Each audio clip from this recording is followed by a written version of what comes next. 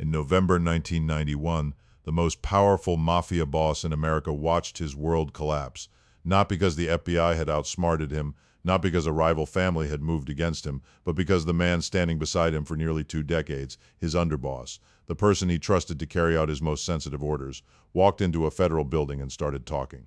That man was Salvatore "Sammy the Bull" Gravano, and the boss he betrayed was John Gotti, the so-called Teflon Don, head of the Gambino crime family in New York City. How does a man who personally participated in 19 murders, become the government's star witness, walk away with a 5-year sentence, and then, after all of it, end up running one of the largest ecstasy operations in the American Southwest? To understand the magnitude of what Gravano did, you have to understand what the Gambino family was in the late 1980s. It was the most powerful organized crime family in the United States, perhaps the most powerful criminal enterprise in the Western Hemisphere. Its influence stretched across construction, garbage hauling, labor unions, garment manufacturing, waterfront shipping, and narcotics trafficking across the 5 boroughs of New York and well beyond. The family's reach touched concrete poured for skyscrapers in Manhattan, fish sold at the Fulton Fish Market, and trucks rolling in and out of JFK Airport. At its peak, the Gambino family had an estimated 300 made members and over 2,000 associates generating revenues that some federal estimates place north of $500 million a year. And at the top of this empire, beginning in December 1985, sat John Gotti, a man who craved the spotlight as much as he craved power. Gotti had seized control of the family in the most dramatic fashion imaginable. On December 16, 1985, Paul Castellano, the reigning boss, was gunned down in front of Sparks Steakhouse on East 46th Street in Manhattan during the evening rush. 3 men in trench coats and fur hats approached Castellano's Lincoln as he stepped out, firing 6 rounds into his head and body. His driver and underboss in waiting, Thomas Bilotti, was killed seconds later. Across the street, sitting in a car watching the entire execution unfold, was John Gotti. And next to him, also watching, was Sammy Gravano. The hit had been planned meticulously.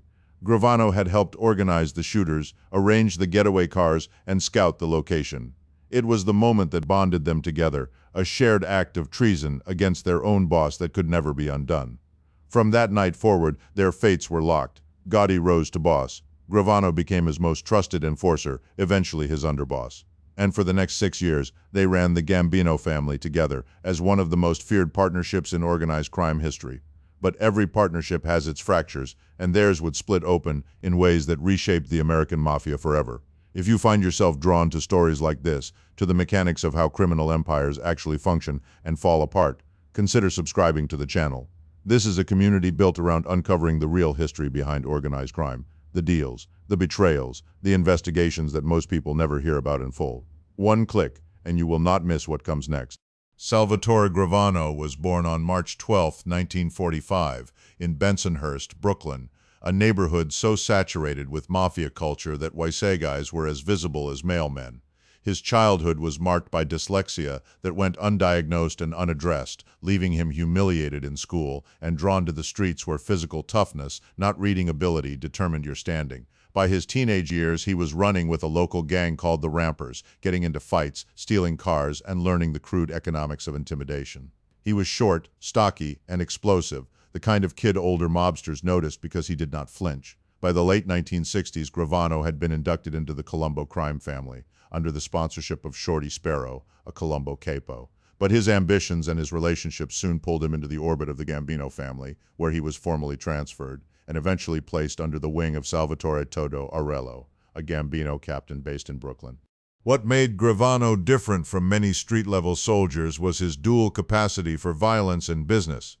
He was not merely a triggerman, he understood construction, he understood unions, and he understood the leverage that came from controlling both. By the early 1980s, Gravano was running a significant construction operation in Brooklyn and Staten Island, using his mafia connections to rig bids, extort contractors, and ensure that no building went up without his crew receiving a cut. He owned a drywall company, controlled segments of the concrete industry, and had influence over several Teamsters locals. His legitimate and illegitimate operations were so intertwined that separating them would have required a forensic accountant and a crystal ball. He was making millions. And he was also killing people who got in his way, or who got in Gotti's way, or who simply needed to disappear for the good of the family. The body count is staggering when laid out plainly. Gravano would later admit to participating in 19 murders over a roughly 20-year period. Some of these were sanctioned hits ordered by family leadership. Others were more personal. He killed a close friend, Louis Melito, after becoming convinced, with Gotti's encouragement, that Melito was talking behind their backs.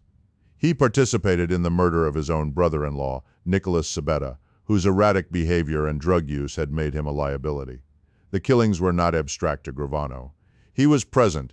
He pulled triggers. He watched men die in basements and on sidewalks and in parked cars. He later described these acts with a chilling matter-of-factness that disturbed even seasoned FBI agents. There was no apparent guilt, only calculation. Each murder served a purpose within the logic of the organization, and within that logic, Gravano's willingness to kill made him indispensable. This is the man John Gotti elevated to underboss of the Gambino family in 1986, making him the second most powerful figure in the organization, and for a while the partnership worked brilliantly. Gotti handled the public persona, the tailored suits, the courtroom appearances, the media circus that followed him everywhere. He loved the attention. He would stand outside the Ravenite Social Club on Mulberry Street in Little Italy, knowing full well that FBI cameras were filming him, and wave. He beat 3 major federal cases between 1986 and 1990, earning the Teflon Don nickname that made him a tabloid celebrity and a source of deep frustration for federal prosecutors. Meanwhile, Gravano worked in the shadows. He managed the family's construction rackets, mediated disputes between crews, oversaw collections, and handled the violence that Gotti ordered but rarely carried out himself. It was a division of labor that maximized both men's strengths. Gotti was the face, Gravano was the fist, but Gotti had a fatal flaw, and it was not his ego, though that was enormous, it was his mouth. The FBI had been pursuing Gotti relentlessly since the Castellano assassination, and by the late 1980s, they had developed a strategy centered on electronic surveillance. After years of failed attempts to bug the Ravenite Social Club's main floor, the Bureau turned its attention to an apartment directly above the club, a unit on the second floor used by a widow named Nettie Sorelli. Through a combination of court-authorized wiretaps and a physical bug planted in the apartment's walls, the FBI began capturing conversations that Gotti was having in what he believed was a secure, private space. He would walk upstairs with Gravano and consigliere Frank Lucascio, close the door, and speak freely. And what he said was devastating. On those tapes, Gotti discussed murders, extortion, labor racketeering, and the internal politics of the family with astonishing candor.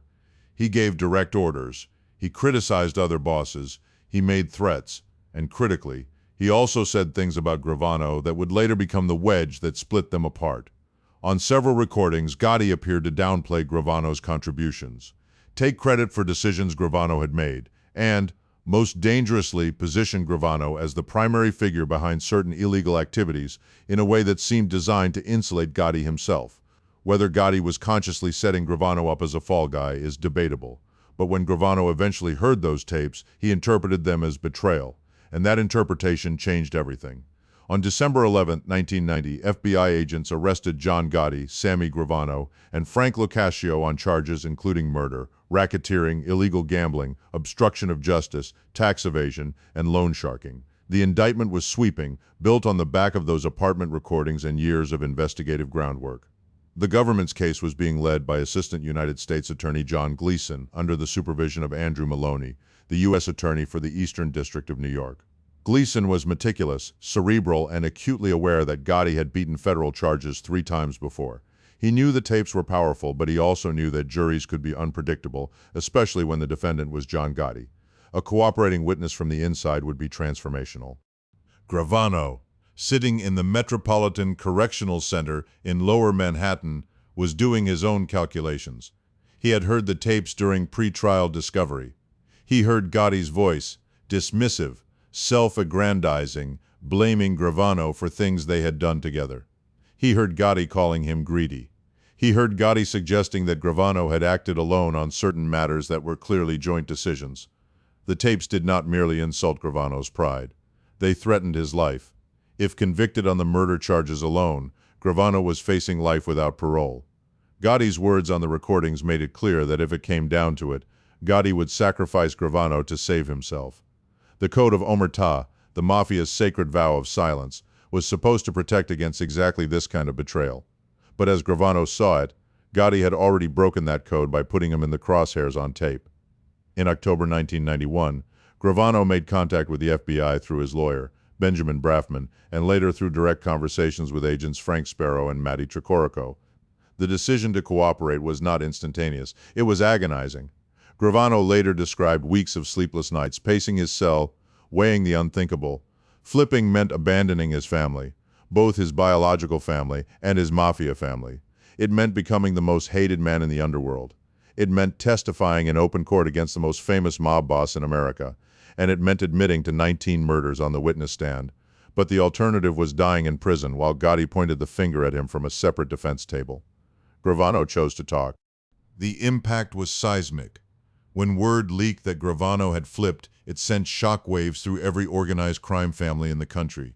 Here was a pattern interrupt worth pausing on. Before Gravano, no one at the rank of underboss had ever cooperated with the federal government. Soldiers had flipped, associates had flipped, even a few capos had turned, but an underboss, the number 2 in one of the 5 families, had never crossed that line. The psychological effect on the Mafia cannot be overstated.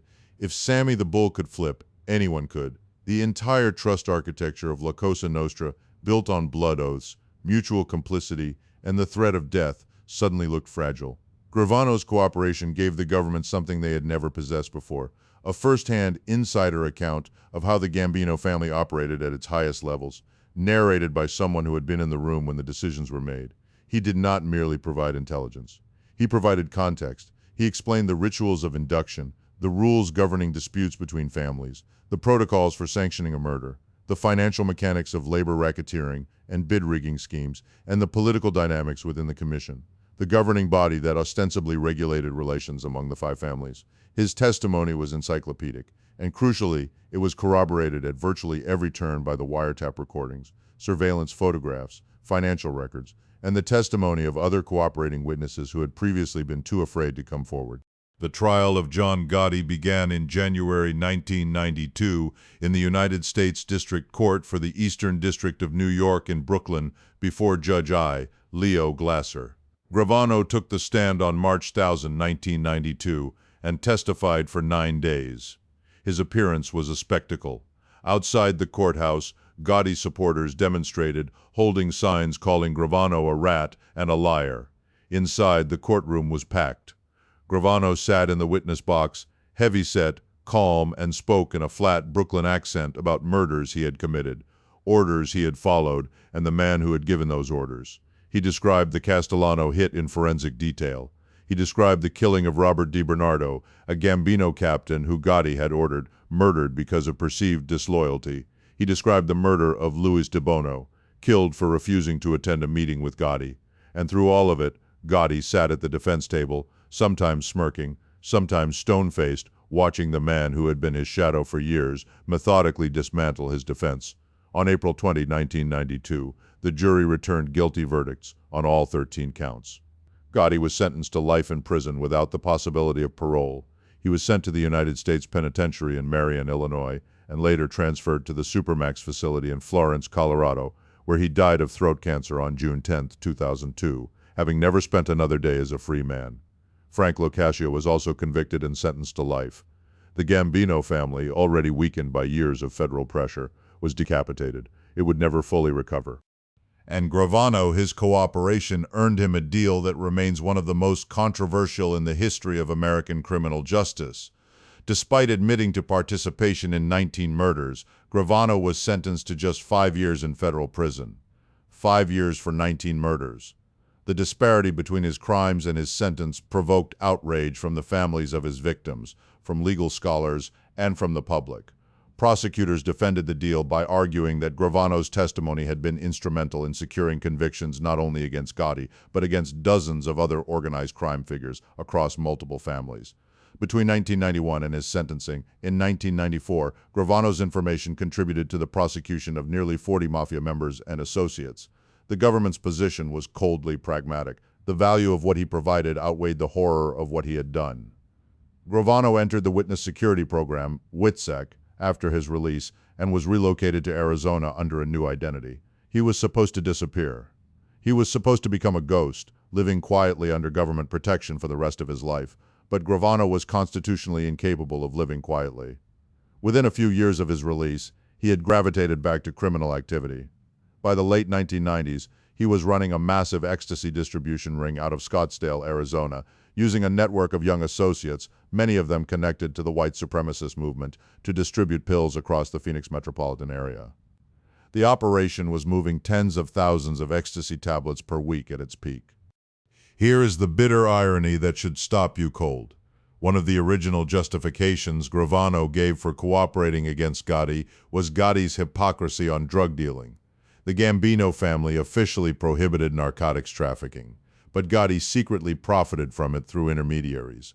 Gravano claimed to be disgusted by this, and yet within 5 years of his release from prison, Gravano was doing the exact same thing, only with a different drug, in a different state, with none of the organizational structure that had once insulated him. In February 2000, Gravano was arrested by the Drug Enforcement Administration. His son Gerard was arrested as well. The Arizona case was a humiliation for the Department of Justice, which had staked its credibility on the claim that cooperating witnesses could be rehabilitated. Gravano had made the entire WITSEC program look like a joke. He was convicted in 2002 on drug charges in both Arizona and New York and sentenced to 20 years in federal prison. His wife, Deborah, also served time. His family, which had already been fractured by his decision to cooperate, was shattered further. The man who had betrayed the Mafia, who had been given a second chance that his victims never received, had squandered it in the most predictable way imaginable. He had returned to crime because crime was all he knew. But there is a deeper layer to the Gravano story that extends beyond one man's moral failures. His cooperation inaugurated a new era in the federal government's war against organized crime. After Gravano, the floodgates opened. Throughout the 1990s and 2000s, an unprecedented number of Mafia members at every level chose to cooperate with federal authorities rather than face mandatory life sentences under the RICO statute. The Racketeer Influenced and Corrupt Organizations Act, passed in 1970 but fully weaponized in the 1980s, had given prosecutors the ability to charge entire organizations, not just individuals, for patterns of criminal activity. RICO, combined with the precedent set by Gravano's cooperation, fundamentally altered the cost-benefit analysis for anyone facing federal indictment. The old calculus, keep your mouth shut, do your time, and the family will take care of you, no longer held. Families were not taking care of their members. Bosses were recorded on tape selling out their subordinates. Loyalty was a myth that everyone performed but no one practiced. Gravano's defection proved it. Consider this. Between 1990 and 2010, the number of Mafia cooperators in the federal system grew from a handful to well over 1,000. Every major Mafia prosecution in that period relied in part on insider testimony. The Lucchese family was gutted by cooperators like Alphonse D'Arco and Anthony Casso's aborted attempt to flip. The Bonanno family lost Salvatore Vitali, the underboss who cooperated in the early 2000s. The Colombo family endured 3 internal wars, partly fueled by suspicion over who was cooperating. The culture of silence that had sustained the American Mafia for over a century was not destroyed overnight, but Gravano's decision to testify was the single most damaging blow ever struck against it. Gravano was released from federal prison in September 2017, having served the bulk of his 20-year sentence. He settled in Arizona, and in a move that perhaps only makes sense in the age of digital media, launched a YouTube channel called Our Thing in 2020, where he began telling stories from his life in the Mafia. The channel attracted millions of views. Here was a confessed killer, a man who had murdered 19 people, sitting in front of a camera in a suburban home, calmly recounting hits and shakedowns and the internal dynamics of organized crime as if discussing a former career in middle management. The response was polarizing. Some viewers were fascinated by the unprecedented access. Others, particularly the families of Gravano's victims, were revolted. The spectacle raised uncomfortable questions about American culture's appetite for true crime content and the platform economy's willingness to monetize violence and notoriety. The long-term ripple effects of Gravano's cooperation are still felt today. The Gambino family, once the most powerful organized crime family in the nation, has never returned to anything resembling its former strength. Its current leadership operates at a fraction of the influence and revenue that Paul Castellano and John Gotti once commanded. The broader American Mafia, while not extinct, is a diminished force compared to the organization that once controlled significant segments of the American economy. Federal law enforcement's ability to turn high-ranking members into cooperating witnesses remains the single most effective tool in dismantling organized crime networks, and the template for that tool was built, in large part, on the Gravano case. But perhaps the most unsettling dimension of the entire saga is what it reveals about the relationship between the state and its informants. The United States government made a deal with a man who had killed 19 people. It gave him 5 years. It gave him a new identity. It gave him a second life. And when he used that second life to distribute drugs to teenagers in Arizona, the system that had created him as an asset was forced to turn around and prosecute him all over again. The bargain at the heart of the cooperator system is Faustian by nature. The government gets the testimony it needs to bring down organizations that would otherwise be impenetrable. And in exchange, it releases individuals whose crimes, judged on their own terms, would warrant life imprisonment, or worse. The question of whether that bargain is worth it is not rhetorical. It is a question that prosecutors, judges, victims' families, and policymakers continue to grapple with every time a new cooperator comes forward. Sammy Gravano did not destroy the Mafia by himself. The forces that weakened La Cosa Nostra were structural, demographic, legal, and cultural, far larger than any single individual, but he became the symbol of its collapse, the underboss who looked at the oath he had sworn in blood and decided it was worth less than his freedom. He was not a hero. He was not a villain in any simple sense. He was a man who operated within a system built on loyalty and discovered, when it mattered most, that the system had no loyalty to give back. In the end, the Mafia's most dangerous enemy was not the FBI, not Rico, not any prosecutor or agent.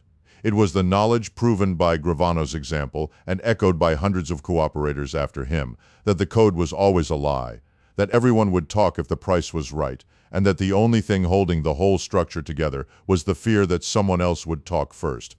Once that fear reversed direction, once it became more frightening to stay silent than to speak, the foundation cracked, and it has never been repaired.